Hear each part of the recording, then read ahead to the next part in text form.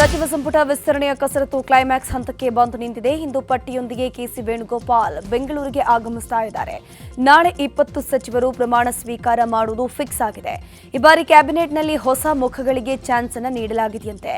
6 ರಿಂದ 12 ಹೊಸ ಮುಖಗಳಿಗೆ ಚಾನ್ಸ್ ಕೊಡೋಕೆ ಹೈಕಮಾಂಡ್ ಒಲವು ತೋರಿದೆ ಎನ್ನಲಾಗಿದೆ. 2028ರ ಚುನಾವಣೆ ದೃಷ್ಟಿ ಇಟ್ಟುಕೊಂಡು ಕಾಂಗ್ರೆಸ್ ಹೈಕಮಾಂಡ್ ಈ ನಿರ್ಧಾರ ಮಾಡಿದೆ ಎನ್ನಲಾಗ್ತಾ ಇದೆ. ಸಂಪುಟ ವಿಸ್ತರಣೆ ಸೋಮವಾರ ಅಂತ ಇದೆ ಸರ್. 99%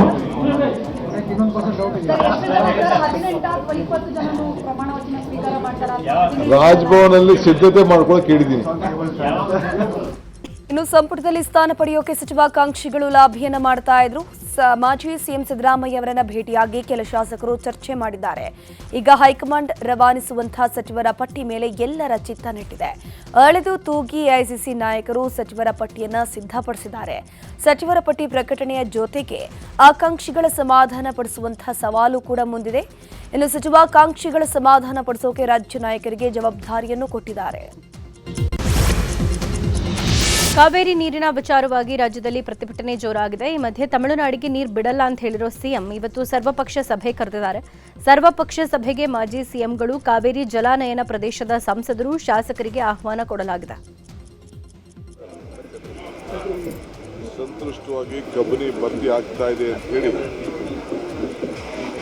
ನಮಗೆ ನಮ್ಮೆಲ್ಲ ಅಧಿಕಾರಿಗಳು ತಿಳಿಸಿದ್ದಾರೆ. ನಮಗೆ ನ್ಯಾಯಾಲಯ ಏನು ತೀರ್ಪನ್ನು ಕೊಟ್ಟಿದೆ ಅದಕ್ಕೆ ನಾವು ಕಾಪಾಡೋಣ. ಸೊ ಅದಕ್ಕೆಲ್ಲರೂ ಕೂಡ ಸಹಕಾರ ಕೊಡ್ತಾರೆ ಅಂತ ಭಾವಿಸ್ಕೊಂಡಿದ್ದೇನೆ.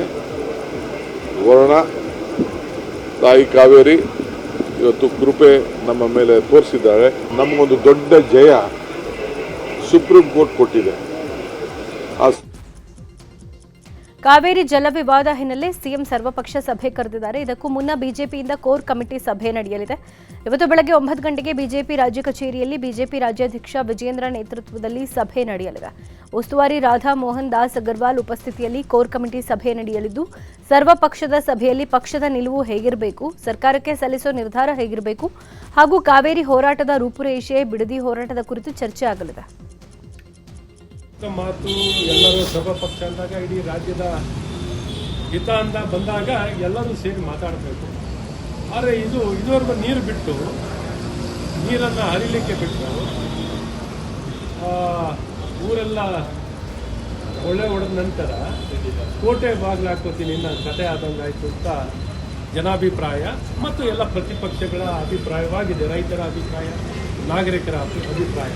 ಹಾಗಾಗಿ ಬಿಸಿ ತುಪ್ಪ ಆದಾಗ ಅವ್ರು ಯಾವಾಗ ನುಂಗ್ಲಿಕ್ಕಾಗಲ್ಲ, ನಿರ್ವಹಣೆ ಮಾಡಲಿಕ್ಕಾಗಲ್ಲ ಅಂತ ಸವಾಲು ಬಂದಾಗ ಈ ರೀತಿ ಸರ್ವಪಕ್ಷ ಕರೆಯುವಂಥದ್ದಾಗ್ತಿದೆ. ಹಾಗಾಗಿ ಎಲ್ಲ ಒಂದು ಕಡೆ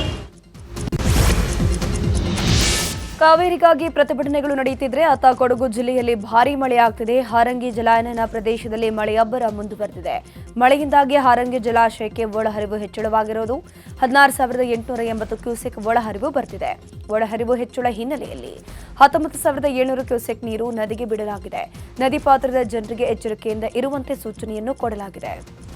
ಕೇರಳದ ವಯನಾಡು ಮತ್ತು ಕೊಡಗು ಜಿಲ್ಲೆಯ ಜಲಾನಯನ ಪ್ರದೇಶಗಳಲ್ಲಿ ಸುರಿಯುತ್ತಿರುವಂತಹ ಭಾರೀ ಮಳೆಯಿಂದಾಗಿ ಕಬಿನಿ ಮತ್ತು ಕೆಆರ್ಎಸ್ ಜಲಾಶಯಗಳಿಗೆ ಒಳಹರಿವು ಹೆಚ್ಚಳವಾಗಿದೆ. ಕಾವೇರಿ ಕೊಳ್ಳದ ಜಲಾಶಯಗಳಲ್ಲಿ ನೀರಿನ ಮಟ್ಟ ಹೆಚ್ಚುತ್ತಿರುವುದು ಮೈಸೂರು, ಮಂಡ್ಯ ಭಾಗದ ರೈತರಿಗೆ ಮತ್ತು ಕುಡಿಯುವ ನೀರಿನ ಪೂರೈಕೆ ಇದ್ದ ಆತಂಕವೂ ಕೂಡ ದೂರ ಆಗಿದೆ.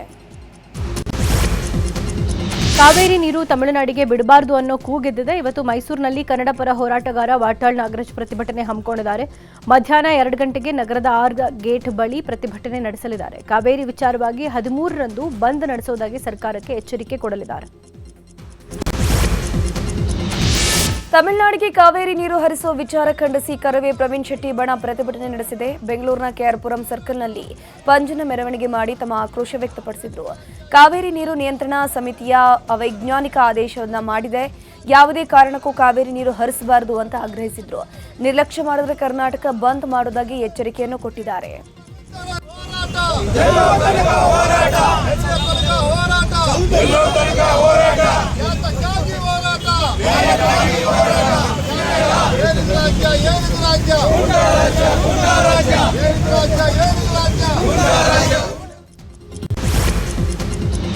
ತಮಿಳುನಾಡಿಗೆ ಕಾವೇರಿ ನೀರು ಬಿಡದಂತೆ ಆಗ್ರಹಿಸಿ ಕಲಬುರಗಿಯಲ್ಲಿ ವಿನೂತನವಾಗಿ ಪ್ರತಿಭಟನೆ ನಡೆಸಿದ್ದಾರೆ. ನಗರದ ಡಿಸಿ ಕಚೇರಿ ಮುಂಭಾಗ ಕರ್ನಾಟಕ ರಕ್ಷಣಾ ವೇದಿಕೆ ನೇತೃತ್ವದಲ್ಲಿ ಕ್ಯಾಂಡಲ್ ಬೆಳಗಿಸಿ ಆಕ್ರೋಶ ಹೊರಹಾಕಿದ್ದಾರೆ. ಕಾವೇರಿ ನೀರು ತಮಿಳುನಾಡಿಗೆ ಹರಿಸೋಕೆ ಸೂಚನೆ ಕೊಡಲಾಗಿದೆ. ಒಂದ್ ವೇಳೆ ನೀರು ಹರಿಸಿದ್ರೆ ರಾಜ್ಯದ ಜನರಿಗೆ ಅನ್ಯಾಯ ಮಾಡ್ದಂಗಾಗುತ್ತೆ. ಆಗಸ್ಟ್ 13ರಂದು ಕರ್ನಾಟಕ ಬಂದ್ಗೆ ನಾವು ಬದ್ಧರಾಗಿರ್ತೀವಿ ಅಂತ ಎಚ್ಚರಿಸಿದ್ದಾರೆ. ಶಾಣು ಗದ್ದಿಯವರಿಗೆ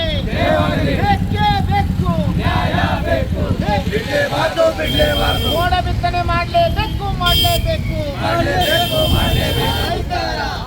ನದಿ ಜಲ ಮಂಡಳಿಗೆ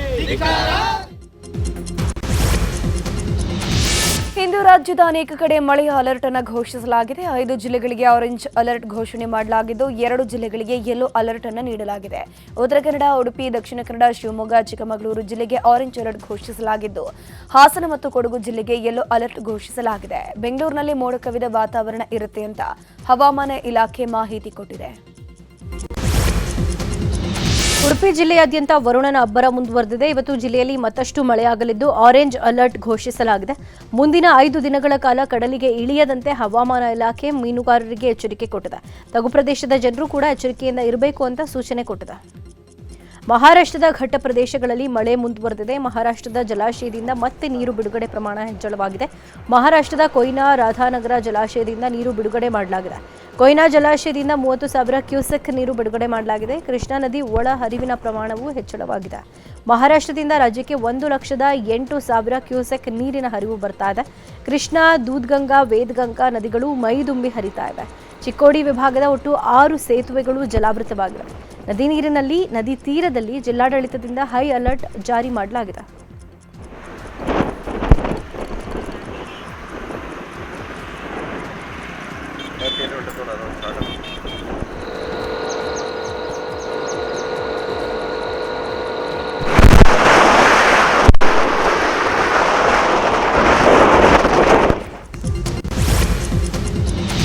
ಹಾಸನದಲ್ಲಿ ಮುಂಗಾರು ಮಳೆ ಆರ್ಭಟ ಜೋರಾಗಿದೆ. ಸಕಲೇಶಪುರ ತಾಲೂಕಿನ ಯಡಕುಮಾರಿ ಬಳಿ ರೈಲ್ವೆ ಹಳಿ ಮೇಲೆ ಗುಡ್ಡ ಕುಸಿತವಾಗಿದೆ. ಇದರ ಪರಿಣಾಮ ಬೆಂಗಳೂರು ಮಂಗಳೂರು ಮಾರ್ಗದ ಎಲ್ಲ ರೈಲುಗಳ ಪ್ರಯಾಣ ರದ್ದಾಗಿದ್ದು ರೈಲು ರದ್ದತಿಯಿಂದಾಗಿ ಪ್ರಯಾಣಿಕರು ಪರದಾಟ ನಡೆಸಿದರು. ಶಿವಮೊಗ್ಗ ಜಿಲ್ಲೆಯ ತೀರ್ಥಹಳ್ಳಿಯಲ್ಲೂ ಕೂಡ ಭಾರೀ ಮಳೆಯಾಗ್ತಾ ಇದ್ದು ಧಾರಾಕಾರ ಮಳೆಗೆ ತುಂಗಾ ನದಿ ಅಪಾಯದ ಮಟ್ಟವನ್ನು ಮೀರಿ ಹರಿತಾ ಇದೆ. ಇನ್ನು ಮಳೆಗೆ ಪುರಾಣ ಪ್ರಸಿದ್ಧ ರಾಮ ಮಂಟಪ ಕೂಡ ಮುಳುಗಡೆಯಾಗಿದೆ. ಸದ್ಯ ನದಿ ಪಾತ್ರದ ಜನರು ಸ್ಥಳಾಂತರ ಆಗುವಂತೆ ಜಿಲ್ಲಾಡಳಿತ ಸೂಚನೆಯನ್ನು ಕೊಟ್ಟಿದೆ.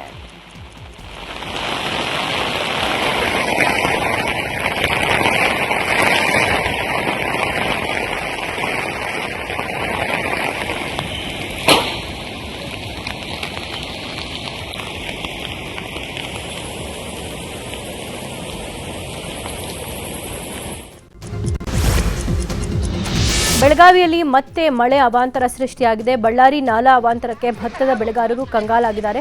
ಬಳ್ಳಾರಿ ನಾಲಾ ನೀರು 100 ಎಕರೆ ಪ್ರದೇಶದ ಜಮೀನಿಗೆ ನುಗ್ಗಿದ್ದು ಭತ್ತ ಹಾನಿಯಾಗಿದೆ. ಮೊದಲು ಬಿತ್ತನೆ ಮಾಡಿದ ಬೆಳೆ ಮಳೆ ಕೊರತೆಯಿಂದ ಹಾನಿಯಾಗಿತ್ತು. ಇದೀಗ ನಾಲಾ ನೀರು ಜಮೀನುಗಳಿಗೆ ನುಗ್ಗಿ ಬೆಳೆ ಹಾನಿಯಾಗಿದೆ. ಅನ್ನದಾತರು ಪರದಾಡುವ ಸ್ಥಿತಿ ನಿರ್ಮಾಣ ಆಗಿದೆ. ಬಳ್ಳಾರಿ ನಾಲಾ ಹೂಳೆತ್ತೋ ಬಗ್ಗೆ ದಶಕಗಳಿಂದ ಹೋರಾಟ ನಡೆಸಿದ್ರೂ ಕೂಡ ಚಾಲನೆ ಸಿಕ್ಕಿರಲಿಲ್ಲ. ಇದೀಗ 100 ಎಕರೆ ಬೆಳೆ ನಾಶ ಆಯಿತು.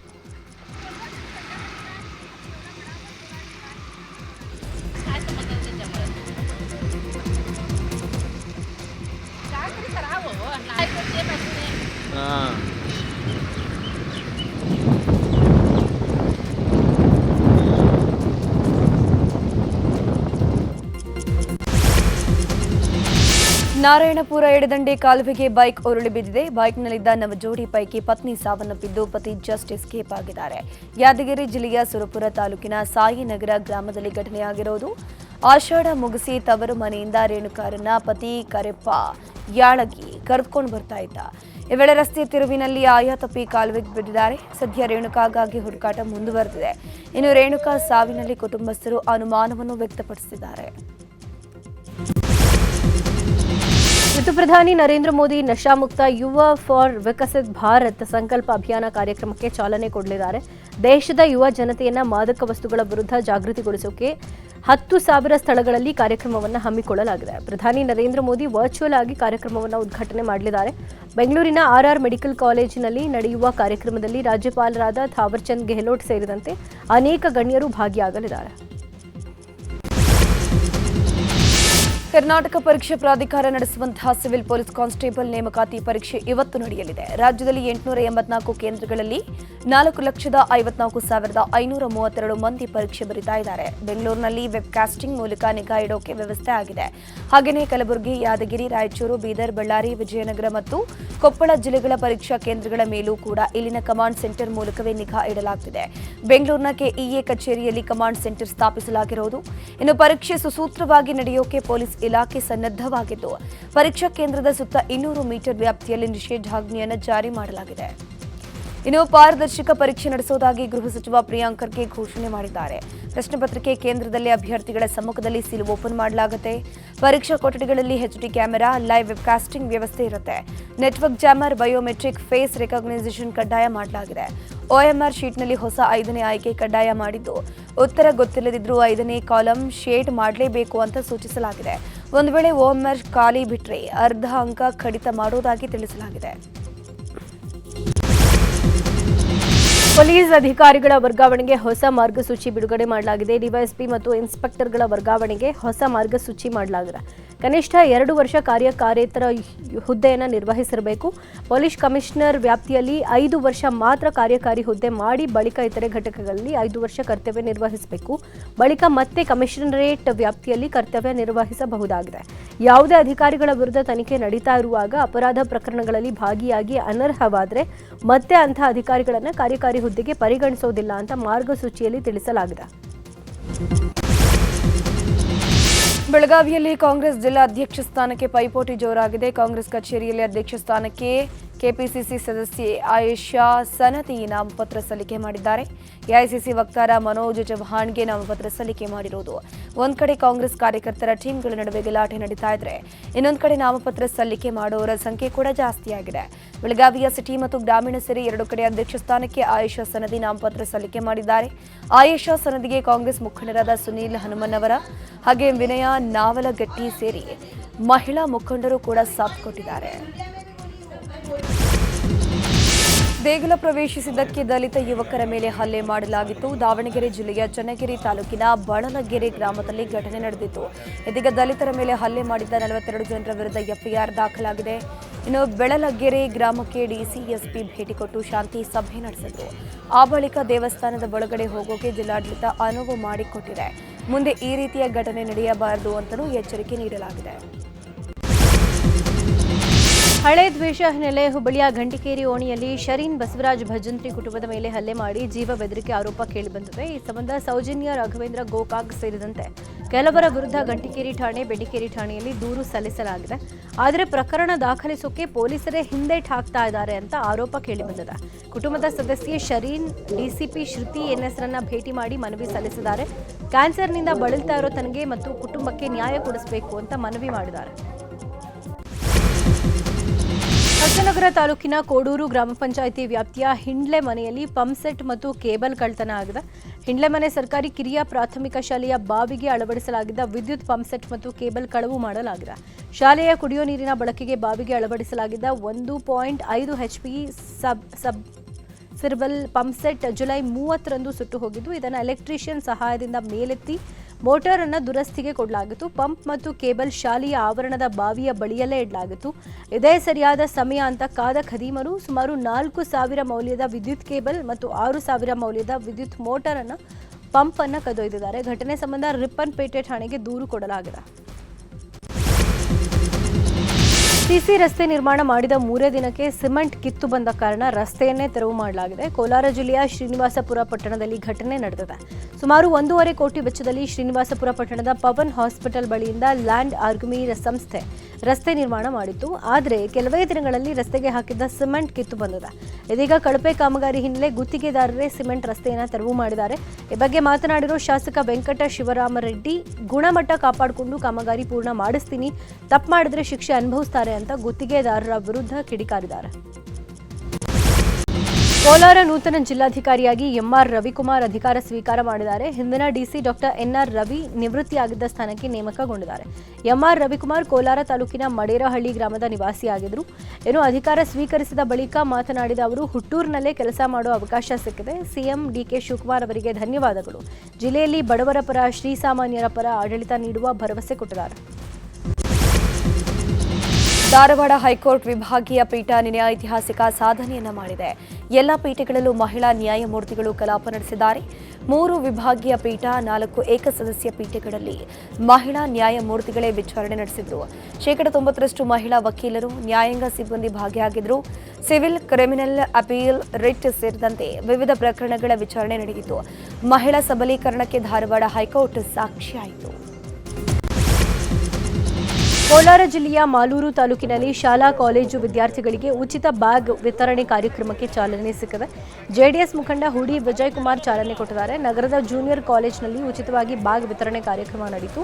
ಕಾರ್ಯಕ್ರಮದಲ್ಲಿ ಸ್ಥಳೀಯ ಜೆಡಿಎಸ್ ನಾಯಕರು ಭಾಗಿಯಾಗಿದ್ದರು. ಇನ್ನು ಮಾಲೂರು ತಾಲೂಕಿನಾದ್ಯಂತ ಶಾಲಾ ಕಾಲೇಜುಗಳಲ್ಲಿನ ಎಲ್ಲ 35,000 ವಿದ್ಯಾರ್ಥಿಗಳಿಗೂ ಬ್ಯಾಗ್ ನೀಡೋದಾಗಿ ಹುಡಿ ವಿಜಯಕುಮಾರ್ ಹೇಳಿದ್ದು, ಶೈಕ್ಷಣಿಕ ಪ್ರಗತಿಗಾಗಿ ಬ್ಯಾಗ್ ವಿತರಣೆ ಮಾಡ್ತಾ ಇರೋದಾಗಿ ಹೇಳಿದ್ದಾರೆ.